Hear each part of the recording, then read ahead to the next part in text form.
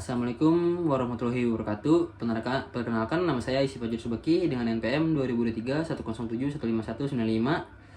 Saya ingin mempresentasikan proyek data mining yang berjudul penerapan algoritma K-means clustering untuk segmentasi penyakit tidak menular di Kabupaten Mamuko pada tahun 2025. Sekalian tentang penelitian ini. Penelitian ini menerapkan algoritma K-means clustering untuk mengelompokkan data penyakit tidak menular di Kabupaten Mamuko sebagai langkah awal mendukung kebijakan kesehatan yang lebih berbasis data. Lokasinya itu Kabupaten Mamuko, Provinsi Bengkulu, periodenya pada tahun 2025. Jenis penyakitnya itu hipertensi dan diabetes mellitus. Metodenya yaitu K-means clustering melalui tahapan CRISP-DM, penentuan cluster, elbow method, dan Silhouette score. Hasil akhirnya itu dua cluster atau dua kelompok segmentasi data PTM. Pendahuluan. Mengapa data penyakit tidak menular Kabupaten Mamuko perlu dianalisis lebih dari sekedar rekapitulasi tabel? Berikutnya, beban penyakit tidak menular terus meningkat. Penyakit tidak menular, hipertensi, diabetes mellitus, jantung, kanker, stroke terus meningkat. WHO pada 2023 mencatat sekitar 74% kematian di dunia disebabkan oleh PTM. Dipicu pola hidup tidak sehat dan minimnya aktivitas fisik. Data PTM Kabupaten Mamuko, Provinsi Bengkulu pada tahun 2005 memuat jumlah penderita jenis penyakit, namun pemanfaatannya masih sebatas tabel dan rekapitulasi statistik. Analisis manual membutuhkan waktu lama dan menyulitkan pengambilan kebijakan mengidentifikasi kelompok penyakit dengan karakteristik serupa untuk menentukan prioritas program. Data mining, khususnya clustering, memungkinkan penggalian pola tanpa tabel. K-means dipilih karena sederhana, efisien, dan berbasis kedekatan senteroid. Penelitian ini menerapkan K-means clustering untuk segmentasi data PTM Kabupaten Mamuko 2025 guna mendukung strategi pencegahan dan kebijakan kesehatan berbasis data. Masalah yang ingin dipecahkan penelitian ini, bagaimana menerapkan algoritma K-means clustering pada data penyakit tidak menular Kabupaten Mamuko tahun 2025. Bagaimana menentukan jumlah cluster yang optimal pada data penyakit tidak menular menggunakan metode K-means. Bagaimana hasil segmentasi yang terbuat dapat menggambarkan karakteristik kelompok wilayah berdasarkan jumlah kasus penyakit tidak menular. Tinjauan umum dan khusus. Tinjauan umum menerapkan algoritma K-means clustering untuk melakukan segmentasi data penyakit tidak menular di Kabupaten Mamuko berdasarkan data tahun 2005. Tujuan khusus mengolah data penyakit tidak menular Kabupaten Mamuko tahun 2005 menggunakan algoritma K-means clustering. Menentukan jumlah cluster yang optimal menggunakan metode elbow. Menghasilkan kelompok wilayah berdasarkan tingkat kemiripan jumlah kasus penyakit tidak menular. Yang terakhir, memberikan informasi yang dapat digunakan sebagai pendukung pengambilan keputusan dalam penyusunan program kesehatan daerah. Berikutnya nilai penelitian dan batasan. Manfaat proyek yaitu praktis, membantu dinas kesehatan menentukan prioritas program, pencegahan dan pemerataan pelayanan kesehatan. Akademik, menambahkan frekuensi penerapan K-means clustering pada bidang kesehatan berbasis data mining. Terakhir, ada teknis, menjadi contoh implementasi K-means melalui tahapan CRISP-DM sebagai acuan penelitian selanjutnya. Berikutnya ada ruang lingkup proyek, yaitu dataset yang digunakan merupakan data penyakit tidak menular Kabupaten Mamuko tahun 2025. Metode data mining yang digunakan hanya algoritma K-means clustering. Penentuan jumlah cluster dilakukan menggunakan elbow method. Evaluasi kualitas cluster dilakukan menggunakan Silhouette score. Analisis hanya berdasarkan atribut pada dataset tanpa mempertimbangkan faktor eksternal, geografis, kepadatan penduduk, kebijakan. Yang terakhir yaitu penelitian menghasilkan segmentasi data, bukan prediksi jumlah kasus di masa mendatang. Tinjauan pustaka. Landasan konsep data mining, metodologi CRISP-DM, dan kajian algoritma K-means clustering. Pengertian dan tujuan data mining. Data mining merupakan proses menemukan pola hubungan kecenderungan maupun informasi yang sebelumnya tidak diketahui dari sekumpulan data berukuran besar menggunakan teknik statistik, machine learning, serta basis data untuk mengubah data mentah menjadi pengetahuan yang dapat dimanfaatkan dalam pengambilan keputusan. Yaitu 5 tujuan utama data mining. Klasifikasi, mengelompokkan data ke dalam kelas tertentu berdasarkan data yang telah memiliki label. Prediksi, memperkirakan nilai atau kondisi pada masa mendatang berdasarkan pola data sebelumnya. Clustering, mengelompokkan data berdasarkan tingkat kemiripan karakteristik tanpa label kelas. Teknik inilah yang digunakan pada penelitian ini karena data PTM belum memiliki label kelompok risiko. Berikutnya asosiasi, menemukan hubungan antara atribut yang sering muncul bersamaan dalam suatu kumpulan data. Yang terakhir, deteksi anomali, yaitu mengidentifikasi dengan data dengan karakteristik berdasarkan signifikan dibandingkan data lainnya. Berikutnya 6 tahapan cross industry standard process, yaitu ada business understanding, memahami permasalahan dan menentukan tujuan proyek data mining. Data understanding, memahami karakteristik dataset sebelum diolah.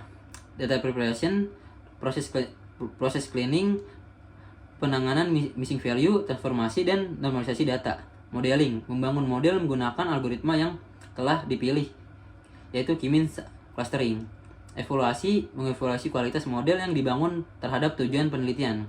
Deployment, menerapkan hasil analisis ke lingkungan nyata agar dapat dimanfaatkan pengguna.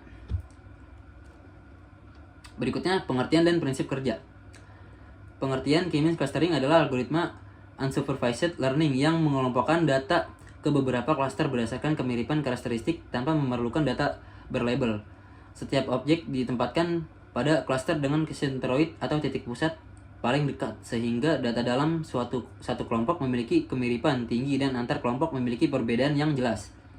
Algoritma ini populer karena komputasinya sederhana, mudah diimplementasikan, dan mampu menangani data besar dengan cepat. Banyak diterapkan di bidang kesehatan, pendidikan, pemasaran, hingga pemerintahan. Berikutnya ada prinsip kerja, yaitu menentukan jumlah klaster yang akan dibentuk, menentukan sentroid awal secara acak, menghitung jarak setiap data terhadap seluruh sentroid, menempatkan setiap data ke klaster dengan jarak terdekat, menghitung kembali posisi sentroid dari rata-rata anggota tiap klaster, mengulangi proses hingga posisi sentroid tidak berubah. Berikutnya ada tampilan Euclidean distance dan sentroid, yaitu Euclidean distance yang di bagian sebelah kiri sini. Berikutnya ada perhitungan sentroidnya.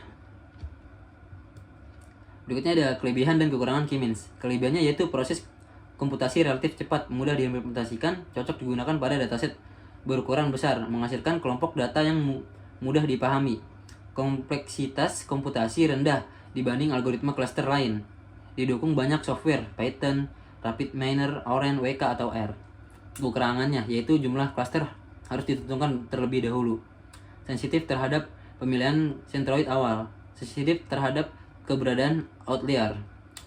Kekurangan optimal jika distribusi data tidak menyerupai klaster yang jelas. Hasil clustering dapat berbeda pada inisiasi sentroid berbeda.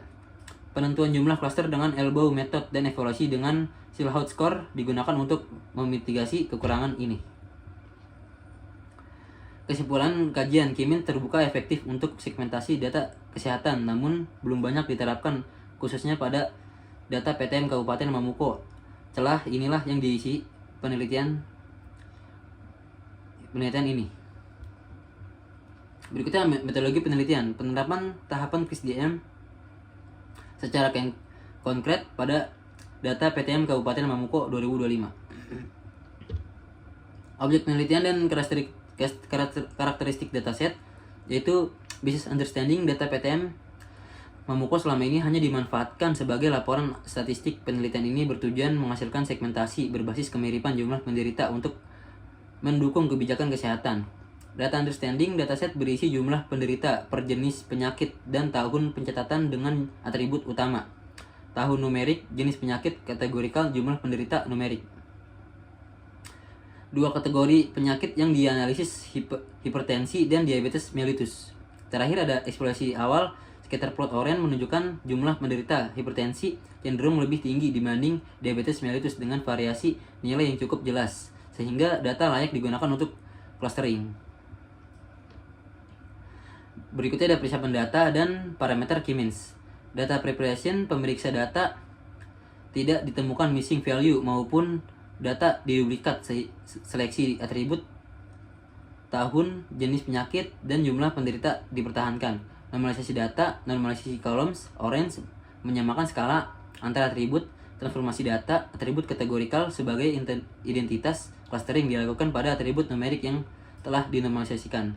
Berikutnya ada table modeling parameter orange, itu K-means dipilih karena mudah diimplementasikan, mampu mengelompokkan berdasarkan kemiringan karakteristik, waktu komputasi cepat dan sesuai untuk dataset tanpa label. Berikutnya ada Silhouette Score sebagai ukuran kualitas klaster. Silhouette Score mengukur tingkat kemiripan suatu data terhadap anggota dalam klasternya dibandingkan dengan klaster lain. Nilai yang semakin mendekati satu menentukan kualitas pengelompokan yang semakin baik. Berikutnya ada tabelnya juga. Evaluasi pada penelitian ini menunjukkan sebagian besar data memiliki nilai Silhouette positif.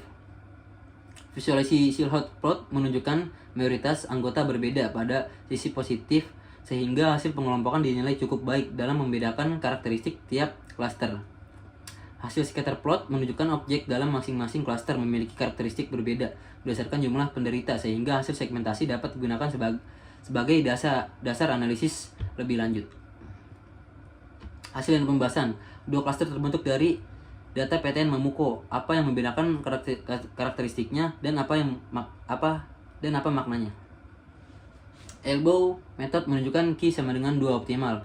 Pemodelan dilakukan menggunakan algoritma K-means clustering pada aplikasi Orange dengan jumlah klaster key sama dengan 2, jarak Euclidean, menormalisasi data, dan maksimum iterasi 300. Pemilihan key sama dengan 2 didukung oleh grafik elbow yang menunjukkan penurunan inertia atau SSE yang signifikan pada titik tersebut. Hasil clustering membentuk 2 kelompok utama, cluster C1 dan cluster C2. Karakteristik cluster C1 dan cluster C2.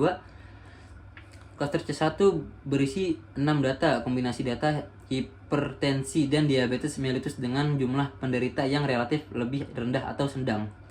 Cluster C2 berisi 2 data didominasi oleh kasus hipertensi dengan jumlah penderita yang relatif lebih tinggi. Nilai Silhouette setiap objek berkisaran sekitar 0,52 hingga 0,68.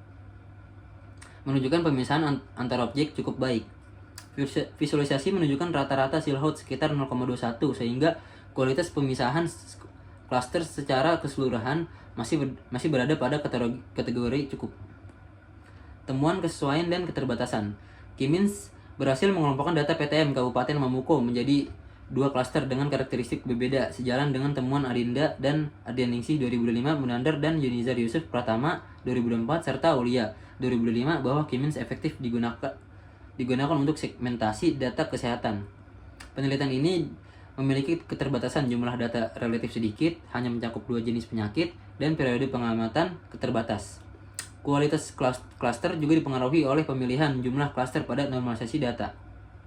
Yang terakhir yaitu penelitian selanjutnya disarankan menambahkan variabel kesehatan, memperpanjang periode pengamatan, serta membandingkan K-means dengan metode clustering lain seperti hierarchical cluster dan DB-scan untuk hasil yang lebih komprehensif. Kesimpulan dan saran, yaitu Kesimpulannya, metode CRISDM memberikan tahapan analisis sistematis mulai dari pemahaman permasalahan hingga evaluasi hasil clustering. K-means clustering berhasil mengelompokkan data PTM Kabupaten Mamuko menjadi 2 klaster berdasarkan tingkat kemiripan jumlah penderita. Jumlah klaster ditentukan menggunakan elbow method. Kualitas hasil dievaluasi menggunakan Silhouette score. Kelompok pertama didominasi jumlah besar penderita rendah sampai sedang. Kelompok kedua terdiri atas jumlah penderita lebih tinggi, khususnya hipertensi.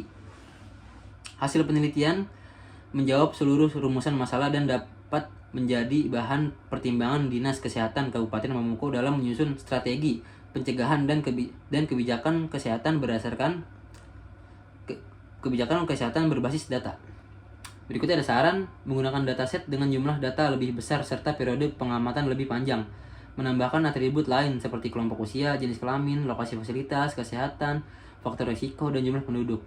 Membandingkan K-means dengan metode clustering lain seperti hierarchical clustering, DB-scan, atau Fauzi K-means.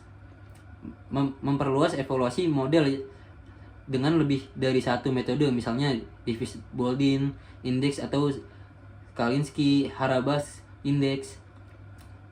Yang terakhir, mengembangkan hasil segmentasi menjadi sistem informasi atau dashboard visual berbasis web bagi Dinas Kesehatan. Sekian dari saya, kurang lebihnya mohon maaf. Wassalamualaikum warahmatullahi wabarakatuh.